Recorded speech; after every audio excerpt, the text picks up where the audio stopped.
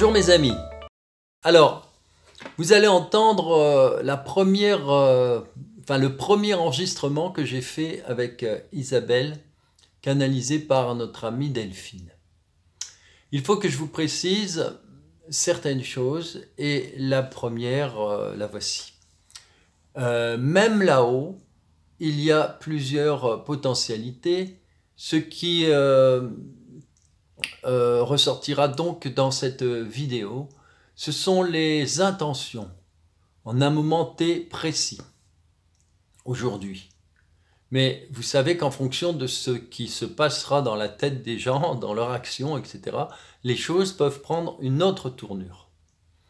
Le principal, c'est de savoir vers quoi l'on va si on ne fait rien. Isabelle nous parlera donc de la nouvelle Terre. Comment cela va se passer? Car personne ne sait vraiment comment nous allons vivre ce que l'on appelle l'ascension dans la 5e dimension. Isabelle nous parlera donc de ce passage très compliqué par lequel nous allons devoir passer avant d'y parvenir. Alors sachez que chaque jour, nous modifions potentiellement notre futur en fonction de telle ou telle action. Cette période va être assez longue, mais nous sommes dès à présent dans la transformation. Sachez aussi que nous ne pouvons pas tout dire et que vous devez être vigilant aux images, aux symboles, aux expressions, car actuellement on ne peut plus communiquer sur certaines choses, vous le savez bien, ça devient compliqué et sachez que ça le sera de plus en plus. Tout ce qui porte la lumière va devenir suspect, vous le savez, et les moyens de communiquer vont être touchés. Alors notre planète, pour la première fois, va vivre ce qu'on appelle l'expérience, et elle le vit déjà, de la multidimensionnalité. Et bien entendu, nous allons être emmenés. Nous sommes sur Terre. Alors, il faut savoir aussi que nous vivons une catastrophe mondiale. Même si cela ne se voit pas encore, il faut bien savoir qu'une partie de la population mondiale a accepté de jouer le plan de l'élite. Et vous comprenez de quoi je veux parler. Et pour ceux-ci, ça va être de plus en plus difficile. Pour le corps physique, c'est une forme de programmation. Je vous l'ai dit, l'homme est un être électromagnétique, donc sensible à certaines substances. Et vous savez que les substances sont elles-mêmes très sensibles à certaines ondes.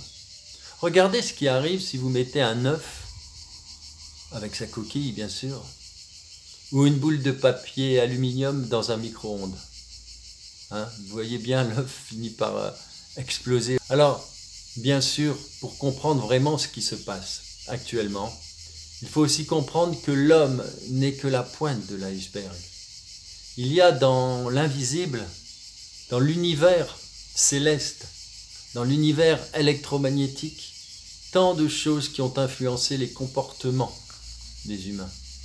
Vous allez comprendre, et c'est merveilleux, car l'humain a une faculté immense, énorme, le cœur, l'amour.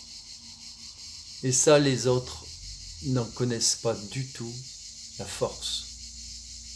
Mais attention, l'enjeu, c'est cela, l'âme, la conscience. Réussir à transformer l'humain en un être sans esprit, dépourvu de compassion. Vous voyez que d'année en année, de siècle en siècle, à quoi certains en sont réduits. N'oubliez pas l'histoire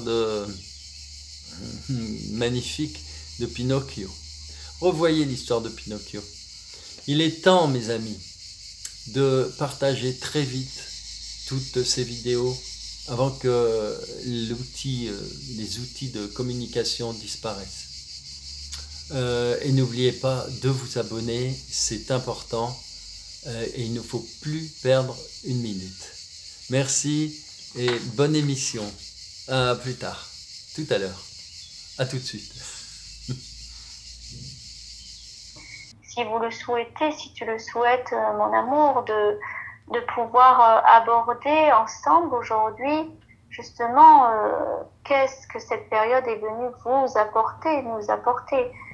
Si tu as des questions sur le sujet, nous pouvons complètement avancer sur ce sujet, car c'est une vraie grande période de transformation, d'ascension juste incroyable.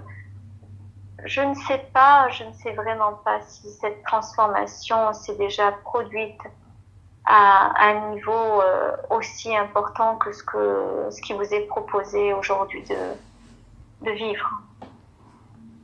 Est-ce que dans cette transformation, il y a une partie qui va être très difficile pour l'humanité? Oui, bien entendu, très difficile. Nous avons essayé d'accompagner un maximum de personnes vers l'ascension. Par contre, aujourd'hui, nous avons décidé de ne pas sacrifier cette partie-là au détriment on va dire la partie qui n'a pas voulu au détriment des autres. Donc nous avons dû faire ce choix important car selon les lois universelles, il est important d'amener, si possible, tout le monde. Mais aujourd'hui, nous nous sommes retrouvés devant un dilemme qui était de devoir faire ce choix pour ne pas sacrifier, on va dire, ceux que nous accompagnons déjà depuis un moment. Donc oui, la période qui va être longue sur votre échelle temps va être très compliquée pour certains d'entre eux. Ce qui est certain, c'est que aujourd'hui, nous avons fait ce choix-là, car nous savons que nous pouvons compter sur vous. C'est-à-dire que vous, ces personnes qui êtes en connexion avec nous, puisque du coup nous œuvrons ensemble, vous avez bien compris votre rôle à jouer dans cette période de transformation, et c'est uniquement parce que vous nous avez indiqué et que nous avons compris que vous avez compris que nous avons fait ce choix-là. Ça, j'oserais dire que ça a pesé son poids dans la balance lors de nos décisions. Nous savons qu'aujourd'hui, vous, ce qu'on va appeler les êtres éveillés terrestres, nous savons que vous allez faire tout pour accompagner avec amour les autres, ceux qui n'auront pas fait ce choix-là. Et c'est uniquement grâce à ça que nous avons pu prendre cette décision. Ça, il faut vraiment que vous l'entendiez. C'est uniquement grâce à ça, parce que nous avons foi en vous comme vous avez foi en nous. Et nous savons que vous allez faire votre part de travail. Et nous avons entendu cette promesse que vous nous avez faite, et nous savons que vous allez la tenir, vous y tenir, et nous avançons dans ce sens-là.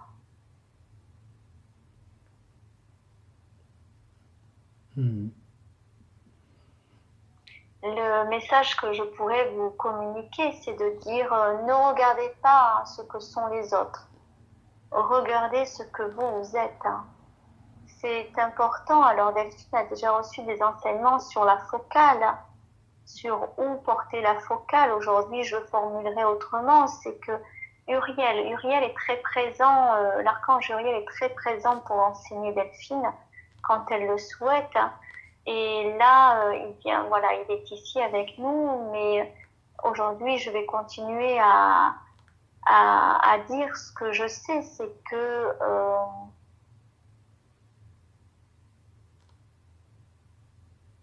vous êtes nombreux à savoir que vous ne pouvez plus faire machine arrière. Vous êtes nombreux à avoir fait une promesse pour certains, des accords pour d'autres avec la lumière. Hein. Et nous avançons ensemble, mais pour avancer ensemble, il est important de ne pas regarder ce que vont devenir les autres.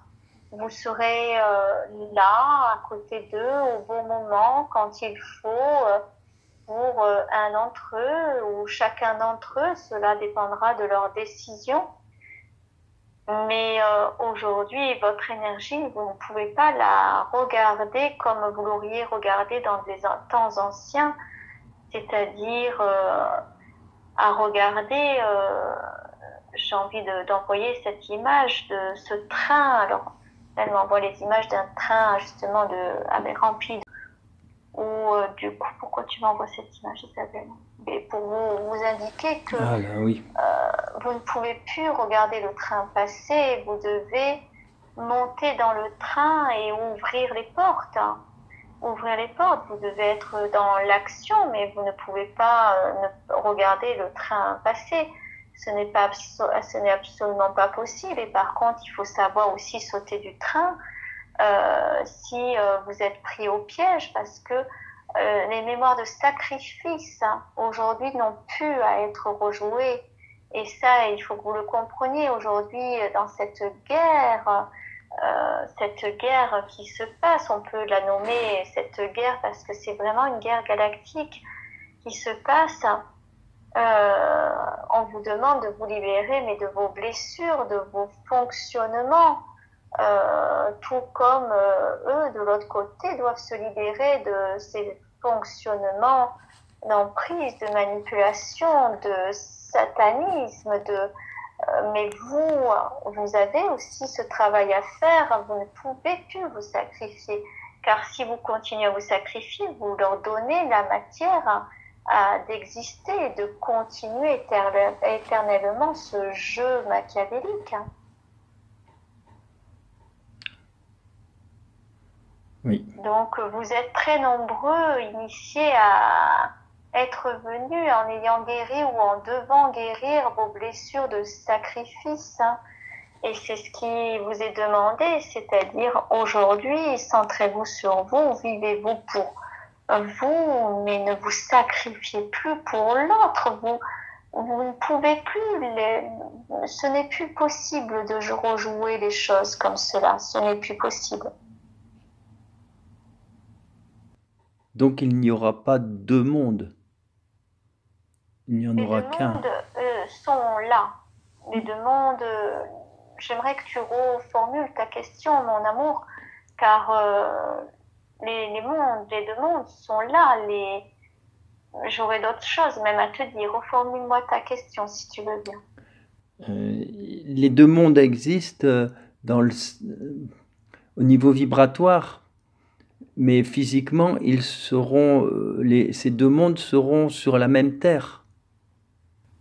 Bien entendu, il y a une sorte j'appellerais presque ça une légende apocalyptique qui persiste depuis la nuit des temps sur une scission des choses.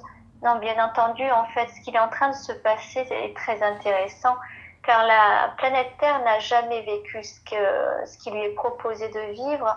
C'est-à-dire qu'en fait, aujourd'hui, cette planète vit et va vivre l'expérience de la multidimensionnalité.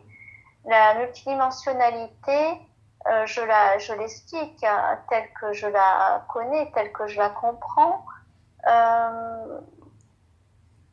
C'est vraiment... Alors, elle m'envoie des images comme un peu les poupées russes. Alors, je te laisse parler, Isabelle. Ou tu veux poser des questions, du coup, Umberto? Elle m'envoie les images de planètes englobant l'autre planète, mais tout ça, c'est la Terre, mais ça fait comme des poupées russes. C'est une balle dans une balle dans une... Ce qu'il faut que vous compreniez, c'est ce que je viens d'expliquer à Delphine, c'est qu'en fait, c'est pour ça qu'elle a reçu les images donc, de ce que vous appelez les poupées russes. C'est-à-dire qu'en fait, la Terre, imaginez que la Terre, donc il y a une petite Terre englobée d'une plus grande Terre, englobée d'une plus grande Terre, d'une plus grande Terre. Et en fait, imaginez que la Terre du milieu, le mot n'est pas approprié, mais la Terre on va dire la plus petite poupée, va être bloquée dans une densité. La Terre qui est au-dessus de la première Terre va être un petit peu moins dense, puis un peu moins dense, puis un peu moins dense. Et en fait, en fonction de vos consciences, de vos niveaux vibratoires, vous allez vous trouver sur telle strate ou telle strate. Imaginez, là elle m'envoie le Saturne. Donc elle me montre que, imaginez que beaucoup d'entre vous, c'est-à-dire les êtres éveillés, vous êtes sur l'anneau de Saturne, mais nous parlons bien de la planète Terre. Hein. J'envoie juste des images de compréhension, mais on parle bien de la planète Terre.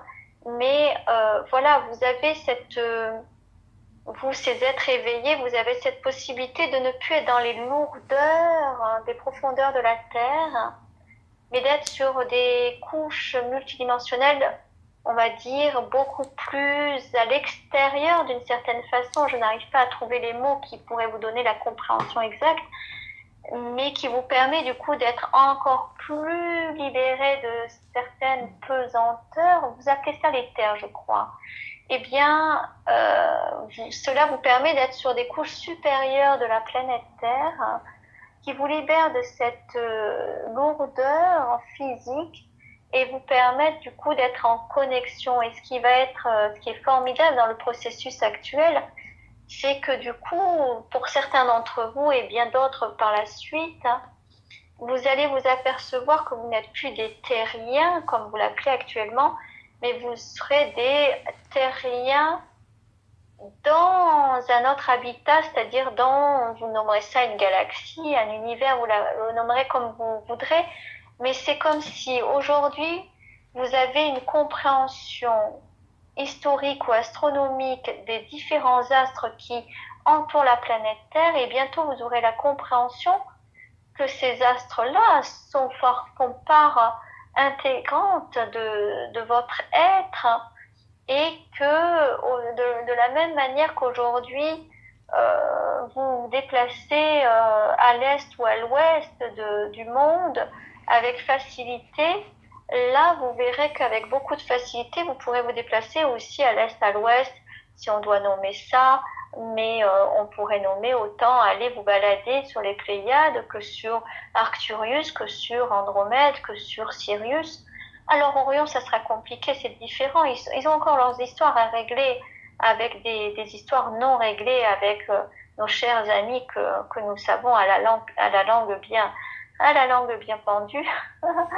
et ce qu'il faut comprendre, c'est ça, c'est que c'est une question de densité, ce qui est en train de se produire. Donc il n'y a pas d'apocalypse, il n'y a pas de fin de monde, il n'y a pas de scission de monde. Par contre, imaginez, vous parlez, je crois, dans certains enseignements qui sont a priori erronés des êtres de l'intra-terre. Eh bien, imaginez que ces personnes, et notamment ces gens, eh bien, vont vivre dans des mondes qu'on pourrait appeler souterrains, mais le mot n'est pas juste, hein, parce que pensez bien que ce centre, ces terres sont des poupées russes. Hein. Donc on ne peut pas parler d'intra-terre, on ne peut pas parler de monde souterrain, parce qu'ils seront dans leur perception de ce qu'est la représentation d'une planète Terre.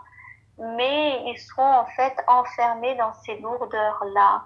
Je crois me répéter, mais c'est important de comprendre que c'est ça qui est en train de se passer.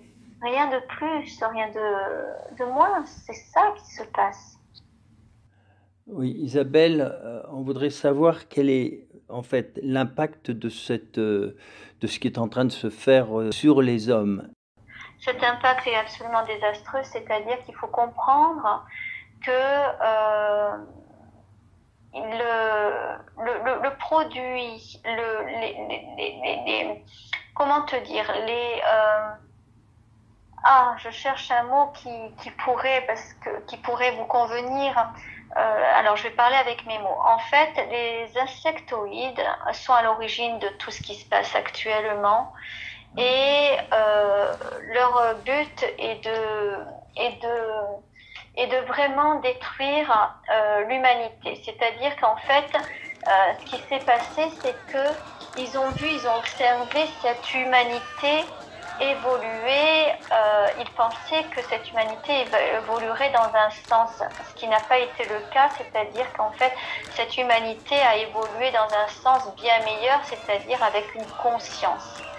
Et ils ne s'attendaient absolument pas à ce résultat, et aujourd'hui, ils ne souhaitent pas que cette conscience, en fait, augmente tant par le nombre, tant par la puissance. Et il faut le savoir que derrière tout ce que vous vivez là actuellement, ce sont les insectoïdes. J'espère que vous me comprenez quand j'emploie le mot insectoïde, car c'est les mots que moi je souhaite employer. Ce sont vraiment des êtres absolument sans âme, dépourvus de toute conscience. Et il y a vraiment des enjeux d'expérimentation. Ce qu'il faut vraiment que vous compreniez, c'est que là, ils sont dans l'expérimentation de quelque chose qui permettrait à l'être humain de ne plus avoir de conscience, de ne même plus être associé à l'âme, de ne plus avoir d'esprit, car ils souhaitent depuis très longtemps peupler le cosmos de leur être abominable. Et par jeu d'expérience, ils ont fait des expériences, mais qui n'aboutissent pas à ce qu'ils veulent vraiment. Car ce qu'il faut comprendre, c'est que leur point faible, ce qu'on pourrait appeler le talon d'Achille de cette espèce-là, c'est qu'ils sont dans le vouloir. Ils n'ont pas de ce que ces êtres qui sont, on va dire, connectés à ce pouvoir, qui ont cette foi et à ce pouvoir de l'intention, eux sont dépourvus de tout cela. Et donc, à partir du moment où ils sont dépourvus de tout cela, toute ce qu'on pourrait appeler intention qu'ils posent n'aboutit pas dans leur sens, car il n'y a pas de connexion divine. Par contre, oui, il y a une vraie volonté, en fait. Je ne sais pas si on pourrait nommer ça machiavélique, car je ne sais même pas s'ils sont conscients de ce qu'ils font. Ce sont vraiment des êtres complètement déshumanisés. Là, je montre pendant tout ce récit, je montre les images à Delphine. Elle pourra te les raconter si elle le souhaite, mais elle le voit très bien que ce sont des êtres qu'on pourrait appeler comme des robots qui avancent de façon très saccadée, je n'arrive même pas à trouver les mots. Mécanique.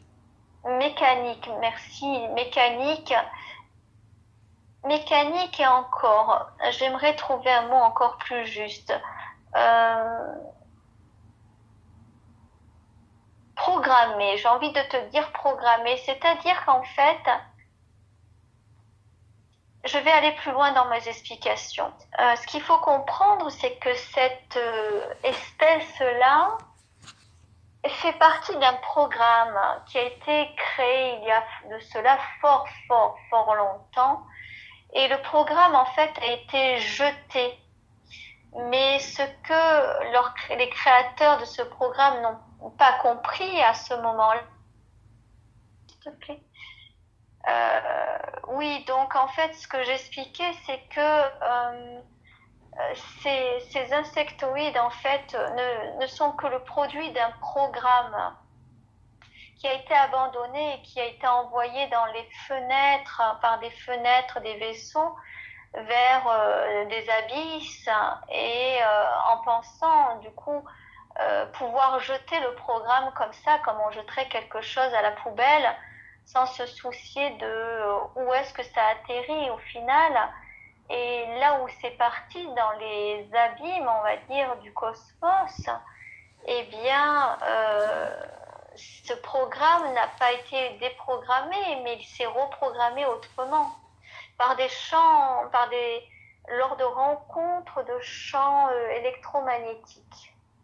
Et c'est ça qu'il faut comprendre, c'est que le programme, imaginez que ce programme était comme aujourd'hui on tuerait, on va dire, un embryon et on le jetterait.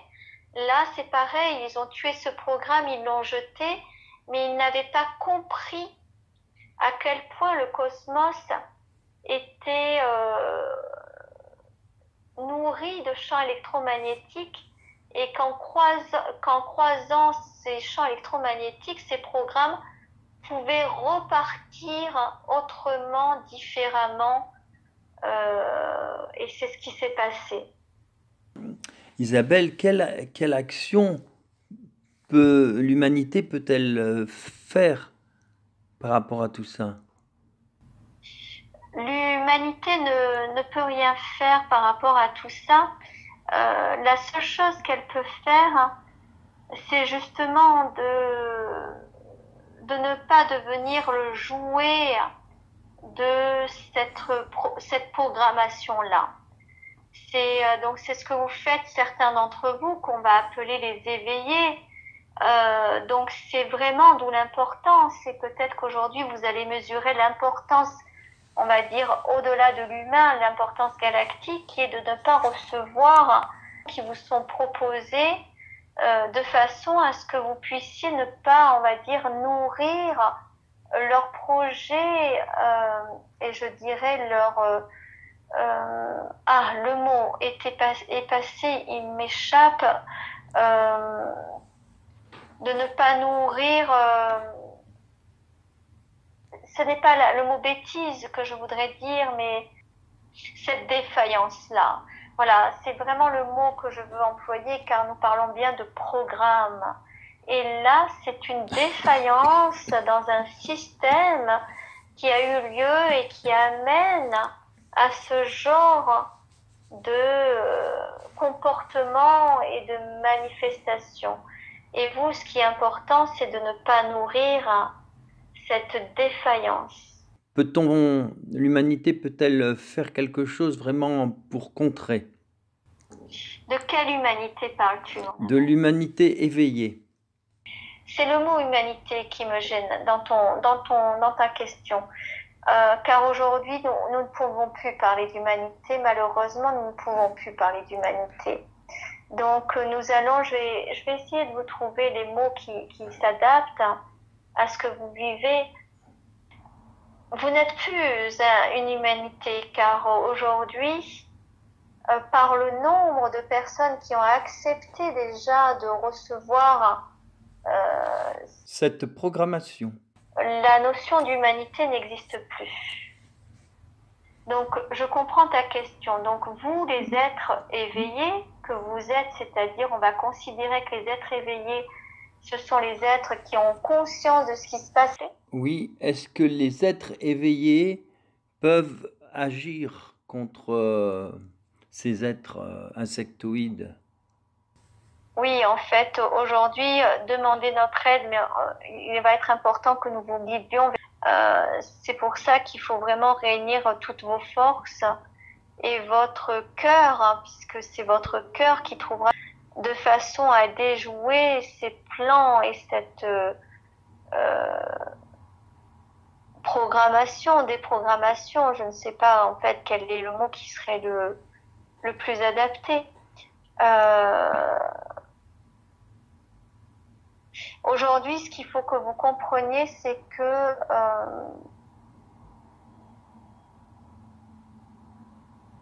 il va y avoir énormément défaillance. Je parle de défaillance parce que nous restons sur le sujet des programmes. Donc, ce qu'il faut comprendre, c'est que ces gens vont être des gens réellement programmés. Et quand vous entendez ce qui se dit par rapport aux ondes, je parle exactement de la même chose. On parle de programme, on parle de programme. Et aujourd'hui, ce serait de déprogrammer. Que représenterait la déprogrammation? Oui, ça, cette question est très pertinente. Que représenterait la déprogrammation? Quelque chose d'extrêmement important. Ça permettrait à ce que les insectoïdes n'aient plus de pouvoir d'agir sur notre planète, sur votre planète. Alors quand je dis sur notre planète, c'est parce que j'y suis très très fortement attachée, parce que mon amour tu y es, et ça génère chez moi encore un attachement très fort à cette planète. Je voulais le préciser. Aujourd'hui, ce qu'il faut comprendre, c'est, on peut parler justement, si moi-même je parle de lien d'attachement, les insectoïdes sont attachés également à cette planète. Allô? Mais c'est bon, c'est ok pour moi. Ouais, parce qu'on parle de déprogrammation, donc là je suis un peu, ils viennent m'embêter un petit peu.